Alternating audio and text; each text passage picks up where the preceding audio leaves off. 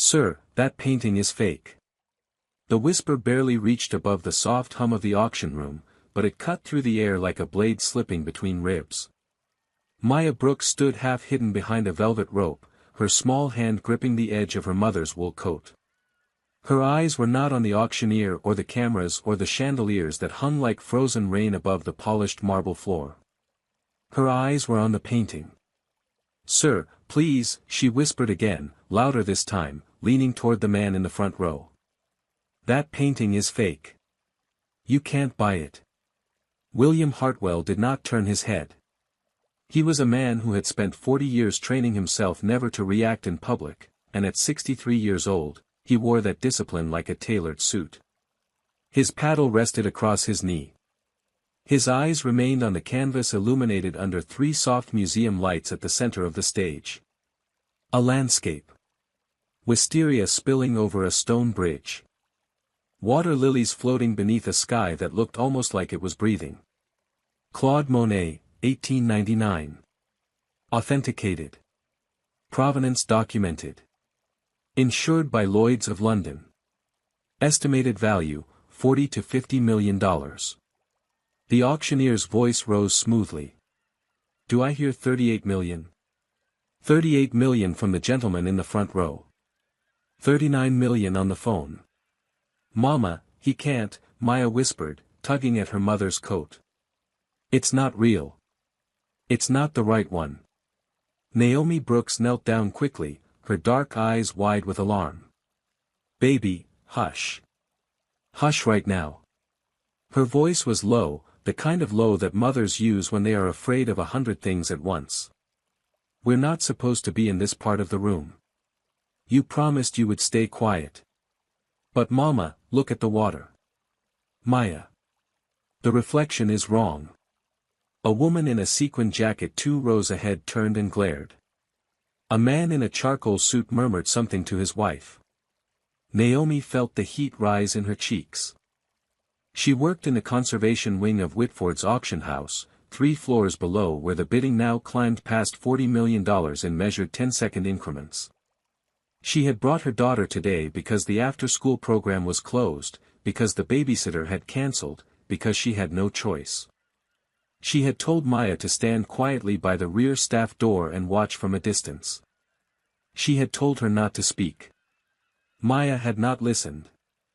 41 million, the auctioneer called. 41 million, do I hear 42? William Hartwell lifted his paddle. 42 million. The room rippled with quiet excitement. A telephone bidder dropped out. Another raised the stakes from the back. Maya stepped forward despite her mother's grip, her small voice climbing now over the edge of fear. Sir. Sir, please. The signature is wrong. The brush on the lily pads is wrong. This time William turned. Only halfway. Only enough to see the child out of the corner of one pale eye. He was a tall man even-seated, broad-shouldered, with silver hair combed back from a forehead that had presided over banks, oil contracts, and 3 Senate hearings. He looked at Maya the way a man looks at a fly that has landed near his glass. Then he turned back to the canvas. A woman seated beside him did turn fully. Sloane Whitford. The auction house owner's daughter, 29, dark hair pinned in a chignon, lips painted the precise red of a stop sign. She wore a cream blazer and a smile that was wide enough to be polite and thin enough to be a warning. Her gloved hand rested lightly on William's forearm in a way that suggested ownership of a different kind. Darling, Sloane said softly, leaning toward William's ear, ignore her. She's a child. Look at the bridge. Isn't it perfect? William's mouth moved at the corner. Almost a smile. He raised his paddle again. 43 million. Maya pulled hard against her mother's hand. Mama, she knows. She knows it's fake. Baby, stop. Mama, the woman knows. 2 security guards in navy blazers were now moving from the back of the room toward the velvet rope. One of them was speaking into a coiled wire at his collar. Naomi felt her stomach drop. She knew what came next. A scene. An incident. A note in her personnel file. A phone call to a supervisor who had warned her twice already not to bring her child onto the upper floors. She gathered Maya against her hip and stood up straight, smoothing the front of her uniform. But Maya twisted free. She did not run. She did not shout. She walked, small and deliberate, between the velvet ropes and onto the pale carpet of the bitters aisle, holding the corner of her cardigan like a girl walking into a chapel. She stopped beside William Hartwell's chair. "Sir," she said. And this time her voice did not waver. "Please. Don't raise your paddle again. That painting is not a Monet." The auctioneer paused. The room went very, very still. For one suspended second, the auction room held its breath. The chandelier light caught the gold trim of the empty paddles and the rims of the champagne flutes, and the only sound was the soft mechanical click of a camera shutter from the press box at the rear. Then the auctioneer cleared his throat. "Ladies and gentlemen, we have a small interruption. If staff could please escort, wait." William Hartwell raised one hand, and the auctioneer stopped mid-sentence. It was the first word he had spoken all afternoon. His voice was low and dry, the voice of a man who had not needed to raise it in 30 years. He turned in his chair slowly, deliberately, the way a king might turn on a throne, and looked down at the little girl standing beside him. Maya did not flinch. She was 8 years old. She wore a navy cardigan 2 sizes too large, white tights with a faint scuff on the left knee, and brown loafers her mother had polished that morning at 5 a.m. Her hair was braided into 2 careful plaits, each tied with a small red ribbon. She held no paddle, no catalogue, no purse. She held only her own quiet certainty, and the eyes she lifted to William Hartwell's face did not waver. "What is your name, child?" William asked. "Maya Brooks, sir." "And how old are you, Maya Brooks?" 8, sir." 8¾ A nervous laugh rippled through the front rows. Sloane Whitford did not laugh. Her smile had become very still, like the surface of a pond just before something moves beneath it. "Mr. Hartwell," Sloane said, leaning forward with practiced grace. "I am so sorry. This is highly irregular. Security will remove her at once. Please, let's not let this disrupt." "No." William's hand rose again. He did not look at Sloane. He looked at Maya. "I would like to hear what the young lady has to say." Naomi Brooks had reached the edge of the velvet rope by then, one hand pressed to her mouth, the other gripping the rope so hard her knuckles had gone pale beneath her dark skin. A security guard had a hand on her elbow. She was not crying, but her eyes were the eyes of a woman watching the floor of her life crack open. William turned his head toward her. "Madam. Are you the child's mother?" "Yes, sir." "I'm so sorry, sir. She didn't mean." "Please come stand with your daughter." The guard hesitated. Sloane's eyes flicked sharply toward him. The guard's hand fell away. Naomi stepped through the rope with the careful, controlled walk of a woman who knew that any wrong motion might be the one that ended everything. She placed her hand on Maya's shoulder and stood very straight. "Mr. Hartwell," Naomi said, "I'm Naomi Brooks. I work in the conservation department downstairs. My daughter is going to apologize.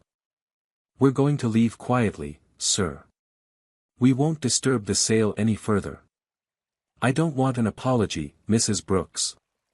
William's voice was still soft. "I want an explanation. Your daughter has just accused this house of selling a forgery. That is not a small thing to say in a room full of cameras." He turned back to Maya. "Tell me, Maya. What did you see?" Maya glanced up at her mother. Naomi closed her eyes for one long moment, then opened them and nodded once, almost imperceptibly. "Tell the truth, baby. We're already in it." Maya turned back to William. "The water," she said. "The water? In the painting. The reflection of the wisteria. It falls the wrong way. The auctioneer, who had been frozen with his gavel half raised, lowered it slowly to the lectern. A murmur began in the back of the room and crept forward like a tide. "Continue," William said. Maya pointed toward the canvas glowing under the museum lights. Her finger was small and steady. "Monet painted the bridge at Givony many times, sir. In the real ones, the wisteria is purple and white and it hangs down over the water, and when the light comes from the left like in this painting, the reflection should bend a little to the right, because of how the water moves under the bridge. But in that one, the reflection goes straight down. Like a mirror. Monet didn't paint mirrors. He painted moving water." A man in the second row, an older gentleman with a white goatee, leaned forward sharply. He was Dr. Edward Kerrigan, Professor Emeritus of Art History at Columbia. Naomi recognized him. Everyone in the room recognized him. "And the signature, sir," Maya continued. "Monet signed his paintings in the lower right with the C and the M curled together, but he made the loop on the C go counterclockwise. The signature on that one curls the other way. I saw it when they brought it down past Mama's office last week. I couldn't sleep. I went and looked at every Monet in the library." Dr. Kerrigan stood up.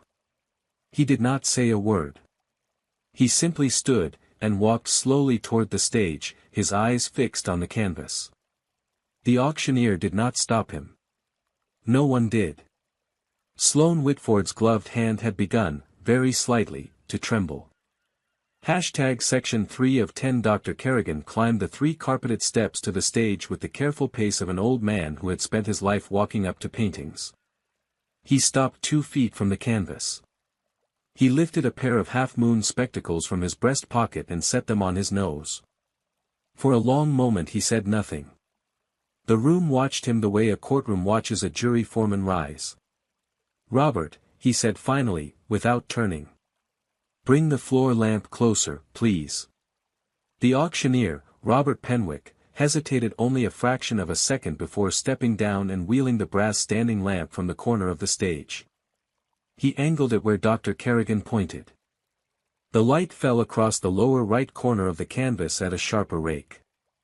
Dr. Kerrigan leaned in until his nose was no more than 6 inches from the signature. He stayed there for what felt like a full minute. Then he straightened, removed his spectacles, folded them, and put them back in his pocket. He turned to face the room. "Ladies and gentlemen," he said, and his voice carried the dry, unhurried weight of a man who had testified at 4 federal trials and never once raised his volume, "I must request that this lot be withdrawn from sale immediately, pending forensic authentication." The room exploded. Not with shouting. The bidders in this room did not shout. It was a different kind of explosion, the kind that ripples through a crowd of wealthy people when one of them realizes something is very wrong with the air. Paddles came down. Whispers became a low roar. 2 phone bidders on the auction house's bank of telephones could be heard demanding clarification, and one of the assistants was already covering her receiver with her palm. Robert Penwick climbed back behind the lectern, his face the color of paper. "Ladies and gentlemen, please. Please, if I could have your attention. In accordance with Dr. Kerrigan's request, Lot 47 will be withdrawn pending further review. The sale will recess for 30 minutes. 30 minutes, please." The gavel came down. Once. Flat and final. William Hartwell had not moved from his chair the entire time. His paddle still rested across his knee. He was watching Maya, and his expression was something that did not match the carved marble face he had worn all afternoon. There was no anger in it. There was something closer to wonder. The kind a man wears when he has not been surprised by anything in 20 years. Sloane Whitford rose abruptly. The cream blazer was suddenly too warm. "Edward," she said, sweeping toward the stage with the smooth haste of a woman who had spent her childhood learning to walk in heels across these very floors, "Edward, with respect, this is absurd. The painting has been authenticated by 3 independent experts. We have provenance going back to 1923. We have the Beaumont collection records, the Wildenstein Index, Sloane. Dr. Kerrigan turned to her with the gentleness of a man who had taught her freshman art history 20 years before. I am not accusing anyone of anything. I am requesting a forensic review. If the painting is genuine, the review will confirm it, and the sale can resume next week with no harm done. If it is not, then we have all been spared a catastrophe. He paused. The child is right about the signature. I should have caught it myself. The C curls the wrong way. Sloane opened her mouth, then closed it. I would like to call security to escort the family to the green room, she said instead, recovering. We'll need statements. This is, as you say, a serious matter. No, William Hartwell's voice again. Soft. Final. Mrs. Brooks and her daughter will come with me. I would like to buy them lunch. Naomi blinked. Sir. Mrs. Brooks. William stood. He was a tall man, and his gray suit fell into clean lines as he rose. He turned to face her directly, and there was nothing of the bitter left in him. Your daughter has just saved me $43 million. I would consider it a great rudeness if I did not feed her. A nervous laugh rippled near the front rows. Maya looked up at her mother. Naomi looked at William the way she might have looked at a riptide that had just offered her a polite hand out of the water. She did not trust it. But she also did not see what she could do. Sir, I have to go back to my station. My shift, I will speak to your supervisor. Mr. Hartwell, please. Naomi's voice dropped lower. I have to keep my job. William held her eyes. Mrs. Brooks. You will keep your job. I give you my word. His eyes flicked, briefly, toward Sloane, who was standing very still at the foot of the stage. I rather suspect there are several people in this building today who are about to be more concerned about keeping theirs than you are. Sloane's chin lifted half an inch. Maya tugged her mother's sleeve. Mama. I'm hungry. It broke something in the air. Naomi exhaled, half a laugh and half a sob, and pressed her palm against the back of her daughter's head. All right, baby. All right. William offered his arm to Naomi. She did not take it. But she did walk beside him toward the side door, with Maya between them, and the room watched them go. The green room of Whitford's auction house was not green. It was a small private lounge on the second floor with cream walls, a fireplace that had not been used in 20 years, and 3 leather armchairs arranged around a low table of polished walnut. A silver tray of pastries sat untouched on a sideboard. The door clicked shut behind them with the soft, expensive sound of a vault ceiling. William Hartwell waited until Naomi and Maya were seated before he sat down himself. He moved with the careful deliberation of a man who had learned, somewhere along the way, that older men in positions of power could frighten women without meaning to, and who chose not to do so. He sat at the opposite end of the small grouping, leaving the armchair between them empty. Mrs. Brooks, he said. I am going to ask the kitchen to bring up sandwiches and tea. Is there anything in particular Maya likes? Maya answered before her mother could. Grilled cheese, please. And tomato soup if they have it. With the crackers on the side, not in the soup. William's mouth twitched at the corner. I'll see what I can do. He picked up a small house phone from the side table and spoke briefly into it. When he set it down, he turned to Naomi.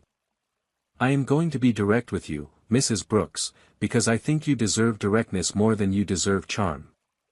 What just happened in that room is going to be on the front page of 3 newspapers tomorrow morning. It is going to be on the financial news channels by 6 o'clock tonight. There will be reporters in the lobby of this building before we finish our tea. I want you to be prepared for that, and I want you to be prepared together. Naomi sat very still. Her hands were folded in her lap. She had taken off her conservation department badge and tucked it into her pocket. Sir, I don't want my daughter's face on any newspaper. Nor do I. I will have my office handle that side of things, if you will permit me. But I cannot prevent what people say. I can only try to shape how it is said. Why would you do that for us? It was the question that had been sitting at the bottom of her chest since he had offered his arm. She watched him steadily as she asked it. She was a woman who had spent her adult life learning that wealthy people did not give without taking, and that the taking usually came later, in a form you had not anticipated. William considered the question seriously. He did not rush. 3 reasons, Mrs. Brooks. The first is that I have a granddaughter your daughter's age, and if she had ever been treated the way your daughter was about to be treated in that room, I would have wanted someone to step between her and it. The second is that I am a businessman, and your daughter has just done me an extraordinary service, and I do not believe in unpaid debts. He paused. The third is that there are things happening in that auction house that I have suspected for some time, and your daughter has just handed me the proof I needed.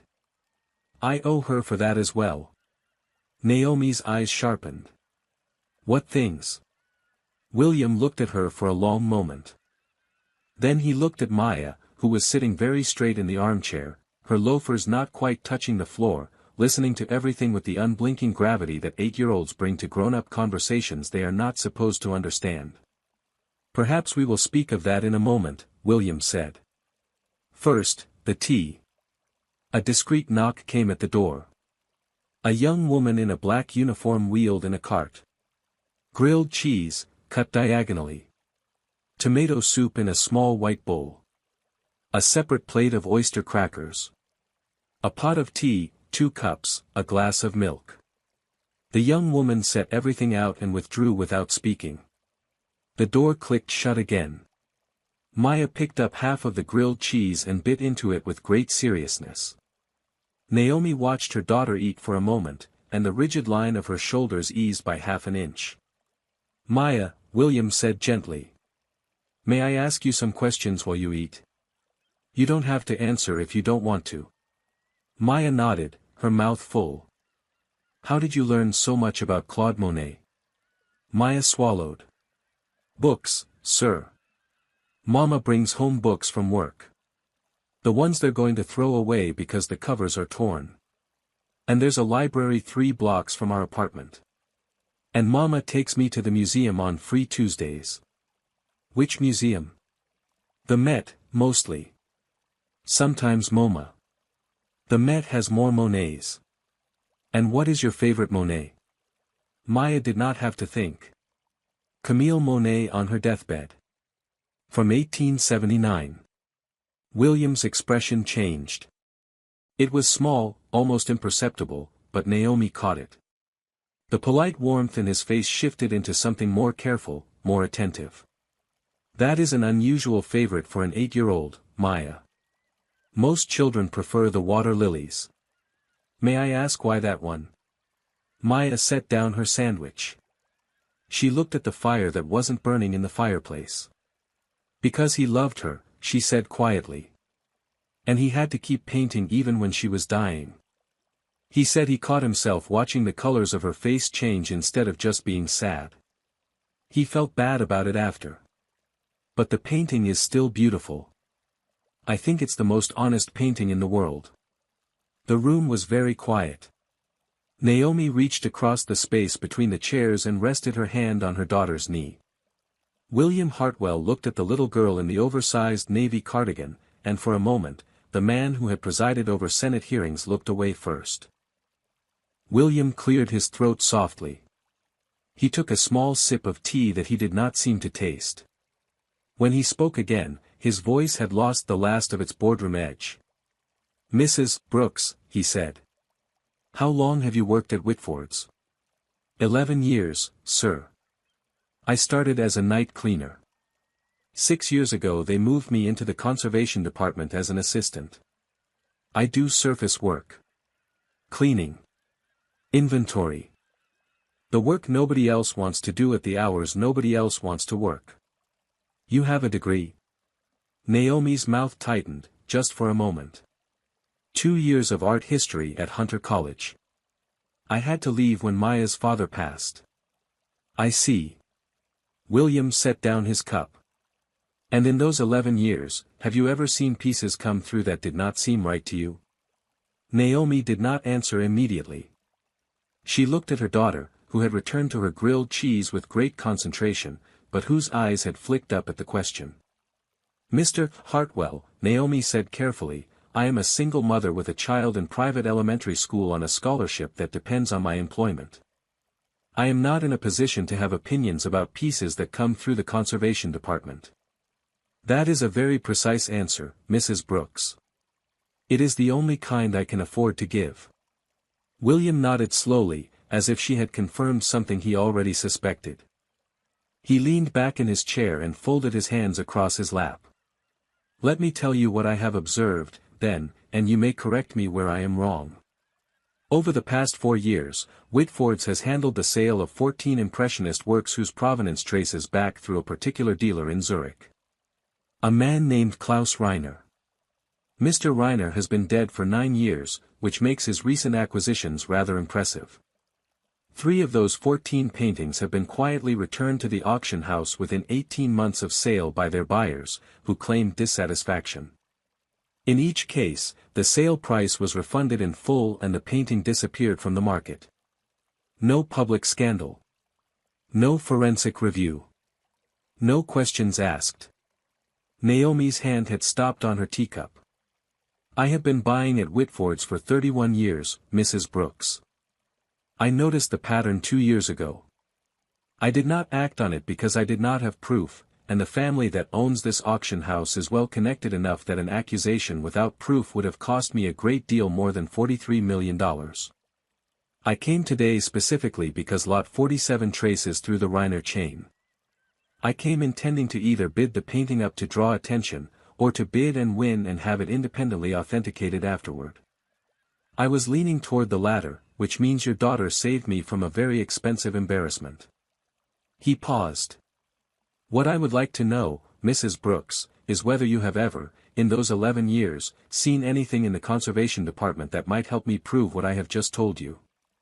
Naomi did not speak for a long time.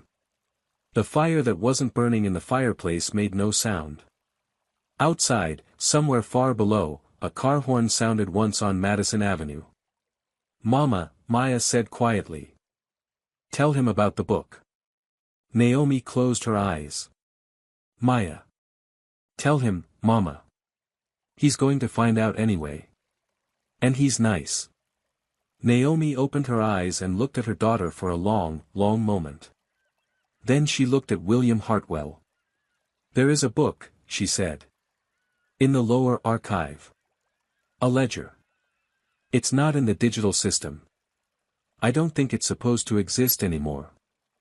I found it about a year ago when I was reorganizing the supply closet on B3. It was wrapped in butcher paper behind a row of empty solvent canisters. I opened it because I thought it might be inventory I needed to log. And what was it? A list. Handwritten. Dates going back to 2009. Pairs of entries. Each pair has a painting title, a sale date, a sale price, and then a second entry below it with what looks like a workshop name. A studio in Marseilles. Another in Buenos Aires. A third in Brooklyn. She took a breath. Next to the workshop entries are smaller numbers. I think they're commissions. Paid out, not received. William's face had gone very still. How many entries, Mrs. Brooks? I counted 47 the night I found it. I haven't been back. I put it exactly where I found it, and I have not opened that closet since. Who has access to that closet? 3 people. The head of conservation. The night supervisor. And me. William sat in silence for a long moment. Then he reached inside his jacket and drew out a slim leather case. He took from it a plain white business card and a fountain pen. He wrote 3 numbers on the back of the card and set it on the walnut table between them. Mrs. Brooks. The first number is the direct line to my personal attorney. Her name is Margaret Voss. She is one of the finest attorneys in this city, and she has already represented 2 whistleblowers in cases similar to what you have just described. The second is the FBI Art Crime Team Field Office in Manhattan. The third is my personal cell phone. I would like you to take this card, and I would like you to think very carefully overnight before you do anything with it. He paused. But I would also like you to know that you are not alone in this room anymore. Naomi looked at the card on the walnut table the way a person might look at a small animal that has wandered into the room and is now refusing to leave. She did not pick it up. Mr. Hartwell. I need to be very honest with you. Please. If what's in that ledger is what we both think it is, then the Whitford family is not going to lose this quietly. They are going to look for who talked. And the first place they're going to look is the conservation department. I am the only person in the building today whose daughter just stood up in the auction room and named a fake. By tomorrow morning my name will be on every desk on the executive floor. By next week I will be unemployed for some plausible reason I cannot afford to fight. By next month my daughter will be back in public school on a transfer because the scholarship requires me to stay employed at Whitford's. I am not telling you these things because I want pity. I am telling you so that you understand exactly what it costs me to pick up that card. William nodded slowly. He did not interrupt. I have $8,000 in savings, Naomi continued. I have no family in this city. Maya's grandmother is in Charleston and she is 76 years old and on dialysis. I cannot move us there. I cannot ask her to take us in. If I lose this job in the next 60 days, I lose the apartment in 90. Do you understand what I am telling you, sir? I do. Then I need you to understand something else. I am still going to pick up that card. She reached out and slid it from the table. She did not look at the numbers. She tucked it into the inner pocket of her coat where she kept Maya's emergency inhaler, and she pressed her palm flat against the fabric for a moment, as if to make sure it would stay. I am picking it up, she said, because my daughter just stood in front of a room full of people who could have crushed her, and she told the truth. And if I do not match her, I do not deserve to be her mother. Maya, who had been very quietly eating her oyster crackers one at a time, looked up at her mother with an expression that did not have a name. It was not pride exactly. It was something steadier than pride. It was the look of a child who had been carrying a small unspoken fear for some time and had just felt it set down. William Hartwell rose from his chair. He did not extend his hand, which Naomi noticed and appreciated. He simply stood. Mrs. Brooks. I am going to leave you and Maya here for 30 minutes. I am going to make 3 telephone calls. The first will be to Margaret Voss, who I would like to meet you in my apartment uptown at 7 o'clock this evening, if you are willing. The second will be to Catherine Lindstrom at the FBI Art Crime Team, who is a personal friend and who will know how to proceed without anyone at Whitford's hearing about it for at least 72 hours. The third will be to a woman named Patricia Ellsworth, who is the head of the scholarship committee at your daughter's school and who happens to be on the board of my foundation. I am going to tell her that regardless of what happens to your employment at this auction house, Maya's scholarship is to be considered fully funded by my foundation through the 8th grade. That is not a favor. That is the standing policy of my foundation for students of exceptional academic promise, and your daughter has just demonstrated more of that in 15 minutes than most applicants demonstrate in 15 years. Naomi's eyes filled. She did not let the tears fall. She had not let tears fall in front of her daughter in 11 years, and she was not going to start in a stranger's lounge. Sir. You owe me nothing for this, Mrs. Brooks. I want you to be very clear on that. The scholarship is not contingent on your cooperation with any investigation. If you decide tonight that you cannot do this, the scholarship stands. If you decide to walk out of this building right now and never speak to me again, the scholarship stands. Do you understand? Yes, sir. Good. He turned toward the door, then turned back. There is one more thing. Sir. When I make these calls, I am going to do my best to keep your name out of public reporting. But Mrs. Brooks, I cannot guarantee it. The conservation department is small. Sloane Whitford is not stupid. By tomorrow she will have guessed where the leak came from, even if she does not yet know about the ledger. I would like to have 2 of my private security personnel posted in the lobby of your apartment building beginning tonight. They will be discreet. They will not approach you or your daughter unless you approach them. You will not see them unless you look for them. Will you allow that? Naomi looked at Maya. Maya had finished her crackers. Yes, sir, Naomi said. I'll allow that. William nodded once. He crossed to the door, paused with his hand on the knob, and looked back at the little girl in the navy cardigan. Maya. Yes, sir. Thank you. He let himself out, and the door clicked softly closed behind him. Naomi sat for a long moment in the cream-colored quiet of the green room. Then she reached over and pulled her daughter against her chest, and she finally let herself cry. By 6 o'clock that evening, the story had already begun to move faster than anyone in the green room had predicted. The first item appeared on a financial news ticker at 4:47 p.m. Whitford's withdraws Monet from major sale pending authentication review. By 5:15, an art trade blog had run a longer piece naming Dr. Edward Kerrigan and quoting his on-the-record statement that the signature was, in his professional judgment, inconsistent with the artist's documented hand. By 5:40, a society columnist for one of the Sunday papers had filed a piece that mentioned, in carefully worded paragraphs, that an unidentified child in the audience had been the first to question the work, and that the bidder who had nearly purchased the painting was a prominent collector, who had requested the lot be withdrawn. No names. No photographs of Maya. William Hartwell's office had moved very quickly. Naomi and Maya did not see any of it. They were in the back of a black car that William had arranged, moving north along the East River toward an address Naomi had never expected to see written on a card with her name on it. The driver was a quiet woman in her 50s who introduced herself as Pilar and did not ask questions. Maya pressed her face to the window and watched the lights come on along the bridges. Mama. Yes, baby. Are we in trouble? No, baby. Are you sure? Naomi looked at her daughter's reflection in the window. I think we might be in something. But I don't think we're in trouble. Not the bad kind. Maya considered this.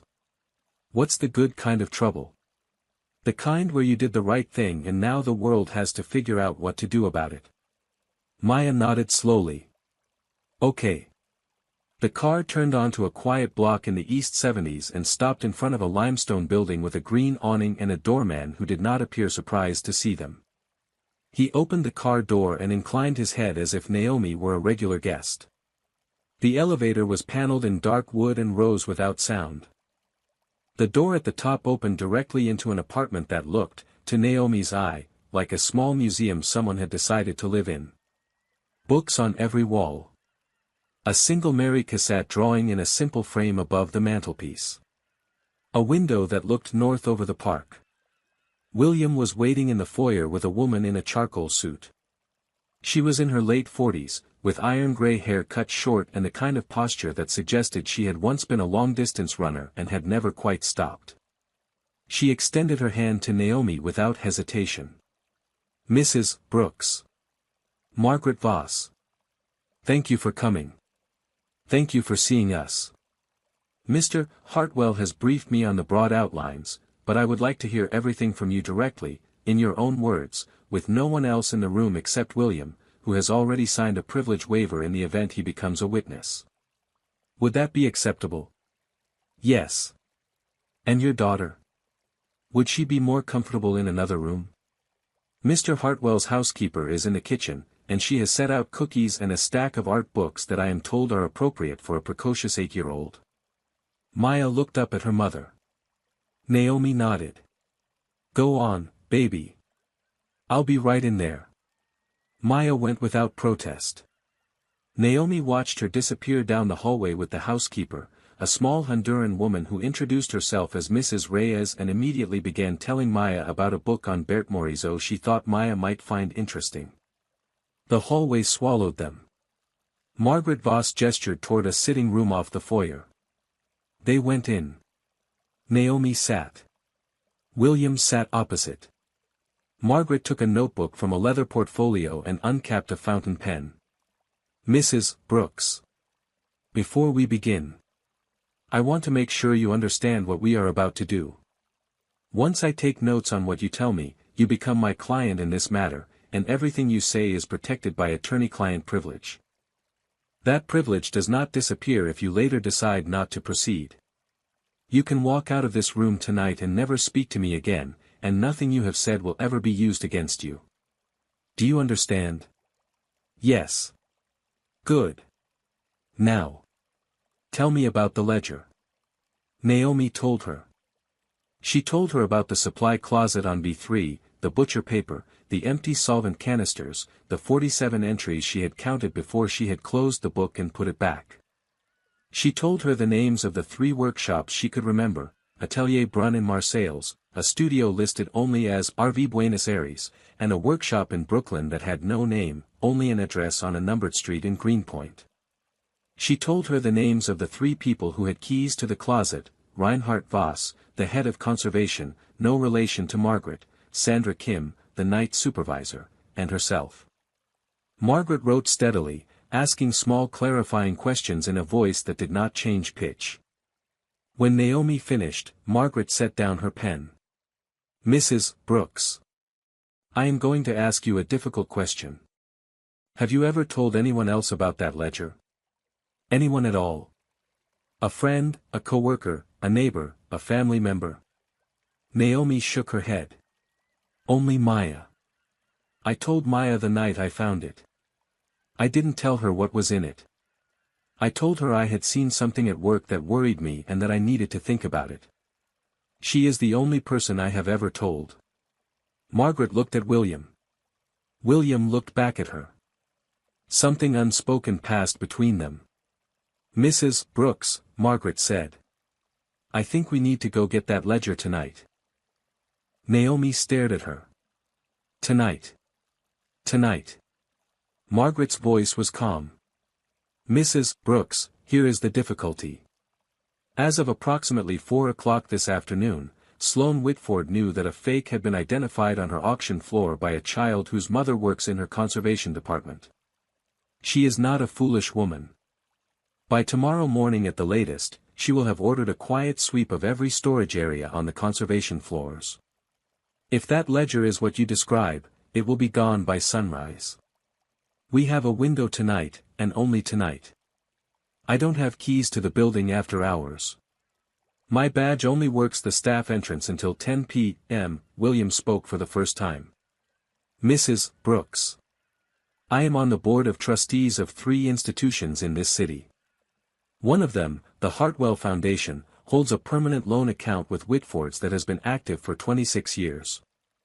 As a board-level account holder, I have the right to make an after-hours inspection of any item currently in conservation under my foundation's name. I have 3 pieces in conservation at Whitfords at this moment. One of them is being cleaned on B2, 1 floor above your supply closet. I can call the building manager tonight, request an emergency inspection citing concerns raised by today's events, and bring you with me as my conservation consultant. It is unusual, but it is not illegal. The building manager will not refuse me. He cannot. And the ledger? You will go to the supply closet, retrieve the ledger, and we will photograph every page in a conference room on B2 while my inspection of my own piece is taking place. The original goes back to the closet exactly as you found it. Whoever sweeps tomorrow will find nothing missing. We will have everything. And if I'm caught? You are not stealing the ledger. You are documenting it. There is a meaningful legal difference, and Margaret can speak to it.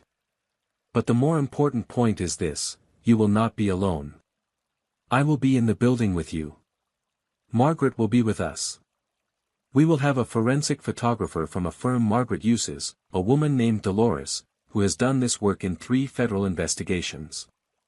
If anyone asks what you are doing in that closet, the answer is that you are retrieving supplies for the consultation I have requested on my piece. That is true. You will, in fact, retrieve supplies. You will also retrieve the ledger. One does not exclude the other. Naomi closed her eyes. She thought about Maya in the next room with Mrs. Reyes and the book on Bert Morisot. She thought about the $8,000 in her savings account. She thought about the card she had picked up from a walnut table 4 hours ago. What time? 11:30, Margaret said. Late enough that the night cleaning crew has finished the conservation floors. Early enough that we are out of the building before the 4 a.m. security rotation. Maya. Mrs. Reyes will stay with her here, William said. There is a guest room already made up. Mrs. Reyes has raised 4 children of her own and 3 of mine. Maya will be safer in this apartment tonight than she has been in any room in her life. I give you my word. Naomi opened her eyes. All right. At 11:26 p.m., a black car turned into the loading entrance of Whitford's auction house. The building manager, a balding man named Howard Pace who had been roused from his bed 40 minutes earlier by a phone call from William Hartwell, was waiting at the service door with a flashlight he did not need and a clipboard he had brought purely out of habit. He nodded to William as if midnight inspections were a regular occurrence and signed them in with hands that trembled only slightly. Mr. Hartwell. The cassette is on B2, Bay 6.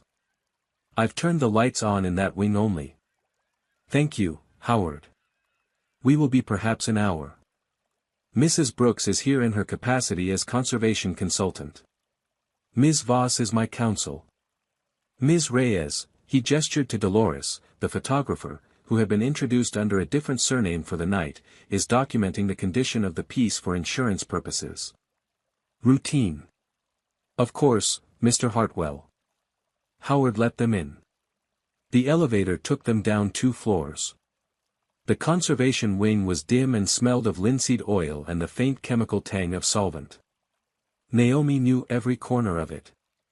She walked them to Bay 6, where William's cassette drawing was resting under a soft cloth on a padded table, and then she excused herself to retrieve cotton wadding from the supply room. She walked down the corridor alone. Her badge clicked the door open. The fluorescent light buzzed once and steadied. She crossed to the back wall, knelt down behind the row of empty solvent canisters, and reached behind them.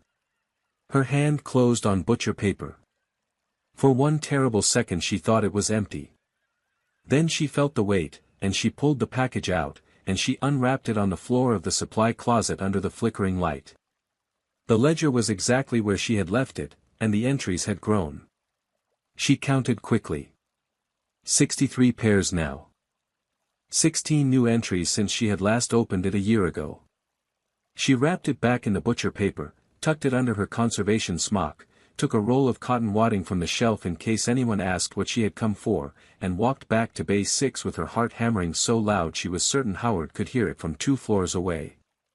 Dolores had already set up her copy stand. They worked in silence. Naomi turned the pages. The shutter clicked. The shutter clicked. The shutter clicked. 47 minutes later they had every page. Naomi walked the ledger back to the supply closet, rewrapped it, slid it behind the canisters, and closed the door behind her. Her badge logged the closure at 12:43 a.m. At 12:51 a.m., they were back in the car. At 1:14 a.m., she walked into the guest room of William Hartwell's apartment and found her daughter asleep with a book about Bert Morisot open across her chest. Naomi knelt beside the bed and pressed her forehead very gently to her daughter's hand, and she stayed there until her own heart slowed. The story broke on a Thursday morning, 11 days later. It did not break the way Naomi had feared. There were no reporters at her apartment door. There was no photograph of Maya on any newspaper. There was no phone call from her supervisor demanding her badge. What there was, instead, was a coordinated press conference at the United States Attorney's Office for the Southern District of New York at 10 o'clock in the morning, in which Catherine Lindstrom of the FBI Art Crime Team stood beside an assistant United States attorney named David Chen and announced the unsealing of a 57-count indictment. The indictment named Sloan Whitford, Reinhard Voss, and 4 others. Wire fraud. Mail fraud. Money laundering. Conspiracy to traffic in counterfeit cultural property. The dollar amounts, when read aloud, made one of the reporters in the back of the room laugh involuntarily and then apologize. The indictment did not name Naomi Brooks. It did not name Maya. It did not name William Hartwell, though it did reference an unindicted private collector whose cooperation had been instrumental to the investigation. The ledger was described only as physical evidence obtained pursuant to a lawfully executed federal search warrant on the morning of November 2. Naomi watched the press conference on the small television in the break room of Whitford's auction house. She watched it with 7 of her colleagues from the conservation department, none of whom had any idea that she had been the source. She watched Sandra Kim, the night supervisor, who was not in the indictment, press a hand to her mouth and whisper, "Oh my God, oh my God." She watched Reinhard Voss's name on the screen and felt nothing. She thought she would feel something. She did not. When the press conference ended, the break room was very quiet. Then someone said, "There's going to be a meeting at noon." Everyone in the auditorium. The meeting at noon was conducted by a woman Naomi had never seen before, a senior partner at a white shoe law firm who had been retained that morning as interim outside counsel to Whitford's auction house. The woman spoke for 20 minutes about continuity of operations, federal cooperation, and the personal commitment of the Whitford family to a full and transparent review of every transaction in the affected categories. Sloane's name was not mentioned. Her father's name was mentioned exactly once, in a sentence about his decision to step away from day-to-day operations effective immediately. When the meeting ended, Naomi walked back to the conservation department. Her badge still opened the door. Her name was still on her workstation. There was a small bouquet of white tulips on her desk, with a card that read only, in a handwriting she did not recognize but suspected she would come to know, with gratitude. The work continues. That afternoon, at 3:45 p.m., her phone buzzed in her pocket. It was Patricia Ellsworth from the Scholarship Committee. Maya's tuition for the spring semester had been processed in full, with a note attached transferring her to the Foundation's permanent fellowship roster. The fellowship covered tuition, books, uniforms, lunches, after-school enrichment programs, and an annual summer arts intensive of the family's choosing through the 8th grade. There was nothing to sign. The decision had been made by the Foundation's board. Naomi sat at her workstation and stared at her phone for a long time. That evening she picked Maya up from school at the usual time. She did not tell her, yet, about the fellowship.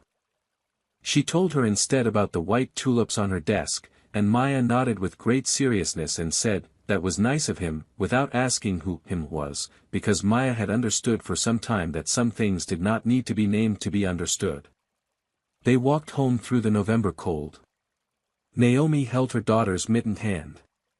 The 2 security men William had stationed in their lobby had been quietly withdrawn 3 days earlier, after a conversation in which Catherine Lindstrom had assured William that the operational risk to the Brooks family had passed. The lobby felt ordinary again. The elevator smelled, as it always did, faintly of someone's dinner. In the apartment, Naomi made macaroni and cheese from the blue box and cut up an apple. They ate at the small table by the kitchen window. Maya talked about a girl in her class who had brought a chameleon for show and tell, and about the substitute art teacher who did not seem to know who Mary Cassatt was, which had bothered Maya in a quiet, private way that she was still working out how to express. Naomi listened and asked questions and laughed when Maya did her impression of the substitute art teacher. After dinner, Maya did her homework at the kitchen table while Naomi washed the dishes. The kitchen window looked out onto the air shaft. The pipes hissed once and were quiet. "Mama." "Yes, baby." "Did the bad people go to jail?" Naomi turned off the water and dried her hands on the dish towel. She came over and sat down across from her daughter. "Some of them will. Some of them might be able to pay enough money or know enough people to avoid going to jail for very long. The world isn't always fair about that part. But the paintings will stop. And the people they were lying to will get their money back. And nobody will be able to do it from that building anymore." So a piece of the world got a little less crooked, baby. Because of you. Maya considered this. She had her pencil in her hand and her math worksheet half done. Mama. Can I ask you something? Always. Why did Mr. Hartwell listen to me? Nobody else listened. The lady with the red lipstick wanted them to take me out of the room. The man with the hammer almost did it. But Mr. Hartwell stopped them. Why did he stop them? Naomi thought about it for a long time. She wanted to give her daughter a real answer, not a nice one. I think, baby, that Mr. Hartwell has spent a long, long time in rooms where the people in charge don't listen to the people who aren't. And I think somewhere along the way he decided that when he got to be one of the people in charge, he was going to do it differently. And I think he was waiting, without knowing it, for a moment when he could prove to himself that he meant it. Maya nodded slowly.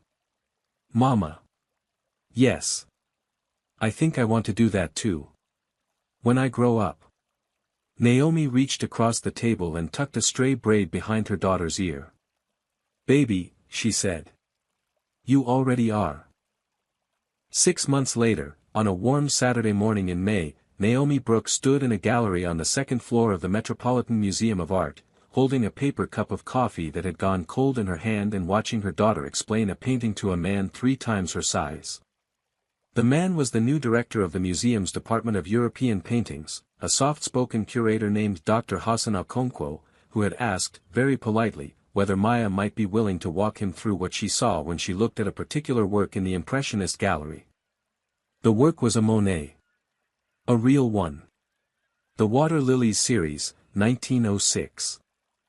Maya was standing on the small visitor's step with her hands clasped behind her back, the way she had seen Dr. Kerrigan do, and she was telling Dr. Okonkwo about the way the light fell across the surface of the water and about how Monet had been losing his eyesight when he painted it and about how you could see that loss in the brushstrokes if you looked at the upper left corner and let your eyes go a little soft.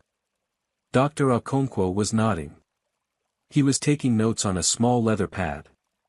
He was not pretending to take notes. He was actually taking them. Naomi watched from the bench by the doorway. She was wearing a dress she had bought for the occasion at a department store, and she still was not entirely sure she had not overdressed. William Hartwell sat beside her, in a gray suit, holding his own cup of coffee. He had aged, slightly, in the last 6 months. The trial of Sloane Whitford had been a long thing, and although he had not testified, he had sat in the gallery every day. He had told Naomi, once, that he had wanted Sloane to see him there. Naomi had not asked why. She is something, William said quietly, watching Maya. She is. You did that, Mrs. Brooks. She did it. I just kept her fed and out of trouble. You raised a child who walked across an auction floor in front of 300 wealthy strangers and told the truth. You did that, Mrs. Brooks. Don't let anyone, including yourself, tell you otherwise. Naomi did not answer. She did not need to. They watched Maya for a while longer. A great deal had changed in 6 months. The Whitford auction house had been sold to a new ownership group and renamed. Naomi had not stayed. She had accepted a position at the Met as an assistant in the Department of Paintings Conservation, a job that paid better than her old one and that came with tuition reimbursement for the night classes she had begun taking at Hunter to finish the degree she had stopped a decade ago. She was 20 credits from A.B.A. in art history. She planned to apply to graduate programs the following year. She had not told Maya yet that one of the schools she was considering was Columbia. She wanted to wait until she was admitted before she said anything, because she was a woman who had learned a long time ago not to celebrate the offer that had not yet come. Maya had finished 3rd grade in the top quarter of her class and had been invited to participate in a summer program at the Met for gifted young scholars in the arts. She had not told anyone at school about the auction. She had decided, with the great gravity of an 8-year-old, that it was a private matter, and she had stuck to her decision with the absolute consistency that small children sometimes bring to their largest convictions. Her teachers knew that something had happened, because William Hartwell's foundation had funded the family, but the children at school did not know, and Maya preferred it that way. Naomi sipped her cold coffee. Mr. Hartwell. William, please. We are past Mr. Hartwell. William. May I ask you something? Always. Why do you keep coming? He was quiet for a long time. Maya was now leading Dr. Okonkwo to a different painting, a small Pissarro that she had been excited to show him. The gallery was beginning to fill with the late morning crowd. A school group passed through, herded by a patient teacher. My wife and I lost a daughter, Naomi. Many years ago. She was 6. It was an illness no one had a treatment for in those years. I will not bore you with it. But I have spent a long time in rooms where powerful men do small ugly things and tell themselves it is the cost of business. And I think, perhaps, I have been waiting for a long time for a chance to do one large clean thing before the end of my life. Your daughter gave me that chance. She did not know she was giving it. I did not know I was receiving it. But there it was. He paused. I keep coming because she is the closest thing to grace I have encountered in 40 years of looking. And because grace, in my experience, is something one stays close to when one has the privilege of finding it. Naomi did not answer. She watched her daughter across the room, in a yellow dress, her braids tied with 2 small red ribbons, explaining a Pissarro to a department chair at the Met. After a while, Maya looked over and saw them. She waved, a small important wave, and went back to her conversation. Naomi waved back. The story that had begun in an auction room with a whisper of, "Sir, that painting is fake," did not end in any single moment. It ended, instead, in 1,000 small Saturdays. It ended in a girl who had been taught to tell the truth even when the room was full of people who would rather she did not, and in a mother who had matched her daughter's courage when matching it cost her everything she had, and in an old man who had decided, after a lifetime of waiting, that it was not too late to be the kind of man who listened to a child. The painting on the auction floor had been a fake. What the painting revealed was real. If this story moved you, please give it a like, share it with someone who needs the reminder that one small voice can change a room, and let me know in the comments where you're watching from. Subscribe for more stories where ordinary people do extraordinary things, and where the truth, however quietly it begins, always finds its way to the surface.